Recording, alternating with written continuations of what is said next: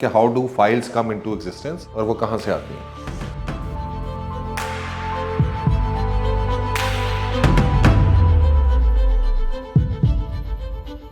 Real estate के अंदर societies किस तरह से काम करती हैं, राइट। सो लेट्स सपोज हम डीएचए की एक एग्जांपल लेते हैं। डिफरेंट सोसाइटीज़ डिफरेंट तरीके से काम कर रही हैं, but let's suppose DHA Lahore की अगर हम एग्जांपल लें तो what DHA Lahore does is an authority कि वो एक लैंड आइडेंटिफाई करता है कि ये पर्टिकुलर पीस ऑफ लैंड जो है इसके अंदर हमने अपनी सोसाइटी जो है वो बनानी है।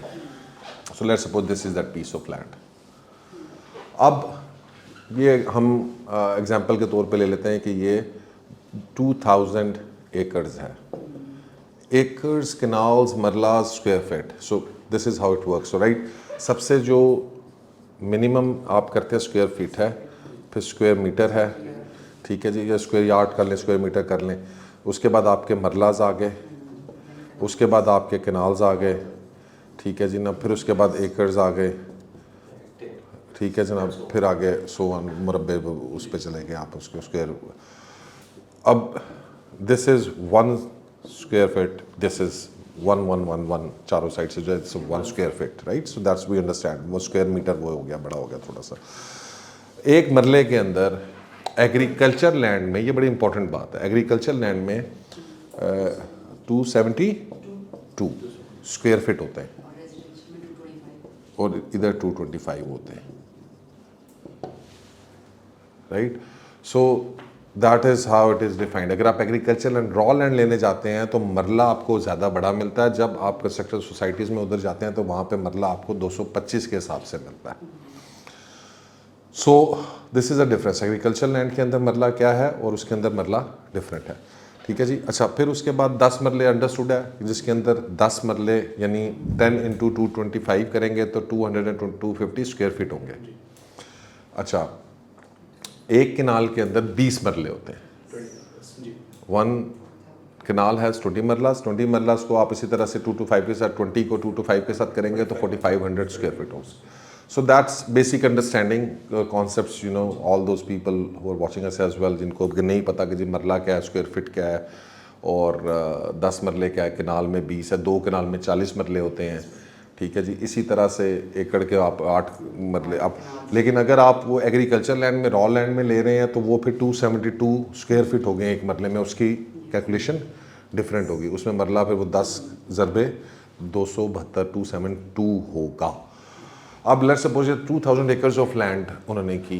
अब ये रॉ एग्रीकल्चर लैंड होती है, ये यहाँ के जो लोकल लोग थे इस एरिया के अंदर, जो यहाँ पे रहते थे, जिनके गांव थे, ये उनकी एग्रीकल्चर लैंड होती थी, राइट। सो डीएचए ने उनसे वो जनाब एक एरिया डेजिग्नेट किया। अब डीएचए 2000 एकड़ को ख़रीदने के लिए एक सर्टन प्राइस होगी। उस प्राइस के लिए डीएचए के पास डायरेक्टली अपफ्रंट पैसे नहीं होते, और फिर दूसरा पैसे अगर हों भी तो आपने लोगों से आहिस्ता आहिस्ता लेना है। सो द प्रोसेस इज़ कि डीएचए अपने आगे कुछ लोगों को लैंड प्रोवाइडर्स के नाम से, एलपी उनको कहा जाता है, ठीक है। सो वो एलपीज डेजिग्नेट करता है। वो लैंड प्रोवाइडर्स जो हैं वो जाते हैं इस एरिया के अंदर, समझे एक ज़मींदार ये है, एक ये है, एक ये है, इसके पास ये एरिया, जो लेट्स सपोज ये 6 लोग हैं जिनके पास ये एरिया, ये एलपीज इन लोगों को रब्ता करते हैं। ये एलपीज इन्वेस्ट करते हैं उन लोगों से। लैंड जो है वो इस बंदे से, लेट्स सपोज एलपी नंबर 1 जो है ABC मिस्टर, ये इधर गए, इन्होंने इस साहब से ये पीस ऑफ लैंड जो है ये परचेज़ कर लिया। जब परचेज़ कर लिया तो उसके ला के परचेज डॉक्यूमेंट्स वो डीएचए को डिपॉजिट कराते हैं। डीएचए लेट्स सपोज कि ये हम just for the sake of calculation बात करते हैं कि ये जो है क्या कहते हैं 100 कैनाल्स थी। This was only 100 canals, whatever hectares, and we can understand. एक एकड़ में 8 केनाल होता है, ठीक है। सो ये 100 केनाल थी। तो डीएचए ने इसके अगेंस्ट इशू करती है, जो अब आपका बारी, जहाँ पे आपका काम शुरू होता है वो होता है कि डीएचए इसके अगेंस्ट फाइल्स इशू करती है,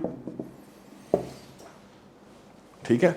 अब फॉर एग्जांपल ये लैंड उस बंदे ने, सेक ऑफ सिंप्लिसिटी हम कहते हैं कि उसने ये लैंड सारी की सारी जो 100 कनाल है, ये करोड़ रुपए कनाल के हिसाब से 100 करोड़ में खरीदी है।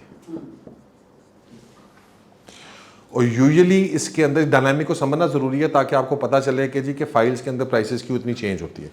तो 100 करोड़ में खरीदी। अब इस बंदे ने इसको 100 करोड़ रुपये इकट्ठा नहीं दिया, वो उसको 10 करोड़ देगा या 5 करोड़ देगा या 15 करोड़ देगा, बाकी कहेगा कि जी कि लैंड अब आप डीएचए को दे दें, डीएचए उसके अगेंस्ट फाइल्स इशू कर देता है। अब ये मुख्तलिफ डील्स होती हैं, कहीं पे वो कैश पे भी हो रही होती हैं, कहीं पे फाइल्स के अगेंस्ट भी, कहीं पे वो फाइल्स दे देते हैं लोगों को। अब ये जो फाइल्स रिलीज हुई हैं, अब इस फाइल्स के अंदर डीएचए क्या करता है कि 100 किनाल के अंदर कितने मरले हुए हैं? 2000 मरले। हाँ 2000 मरले हुए, क्या हो गया 2000 मरले। अब ये 2000 मरले ये टोटल लैंड थी, तो डीएचए क्या करेगा कि जनाब उस 2000 के अंदर से 30% या 40% वो इस एलपी को अलॉट कर देगा। ठीक है, डिफरेंट वेरिएबल है, लेकिन लेट्स सपोज हम उसको बात करते हैं कि जी कि वो 30% जो है ना वो अलॉट करता है। 2000 में से 30% कितना हो गया? 600 मरला। तो 600 मरला जो हो गए हैं वो चले गए हैं इस एलपी को। कैश नहीं देता, क्या करेगा?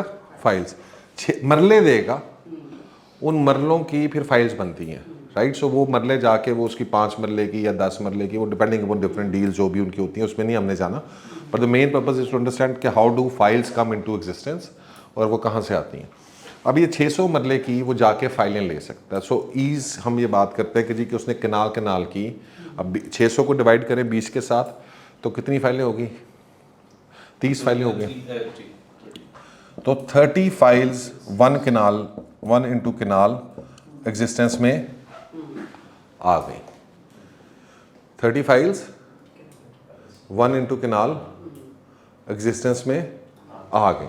ठीक है जी। अभी ये एक्चुअली यहाँ पे हमने बहुत ज़्यादा ऊपर लगाया, 100 किनाल नहीं, 100 किनाल 100 करोड़ का नहीं हो सकता, लेकिन मैं उसके बाद ये मैक्सिमम भी इस वक्त जो का रेट चल रहा है फेज 10 के अंदर, तो ये बेसिकली 34 करोड़ की लैंड थी। ठीक है, अब उसके पास 30 फाइलें आ गई है। So what he does is कि ये 30 फाइलें, because now the value addition जो ब्रांड की हम बात कर रहे थे, अब वहाँ पे सोसाइटी डेवलप होनी है, चीज़ें होनी है। सो ये जो 30 फाइलें हैं ना, ये टेक्निकली मार्केट के अंदर इस वक्त इनका रेट कोई 40 करोड़ चल रहा होगा या 36 करोड़ चल रहा होगा, 36 करोड़ 37 को एग्जाम्पल दे रहा। सो ली उसने 34 की, बेची उसने 40 की। ये एग्जाम्पल है, ये कोई एक्चुअल कैलकुलेशंस नहीं है।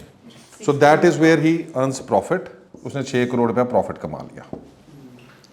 एंड वो फाइल्स है जो फिर डीएचए फाइल्स लोग लेते हैं, डीएचए में उसकी ट्रांसफ़र होती है और वो कहा जाता है कि जनाब ये फेज 10 की जो बैलेटिंग है या वो होगी, या उसके लिए 1 किनाल पीस ऑफ फाइल जो आप ले रहे हैं। तो फाइल्स का कॉन्सेप्ट समझ में आ गया कि फाइल्स कहाँ से आ रही हैं, राइट। सो यहाँ से इस तरीके से फाइल्स का ये पीछे सारा ओवरऑल चीज़ें हैं, यहाँ से फाइल्स आती हैं।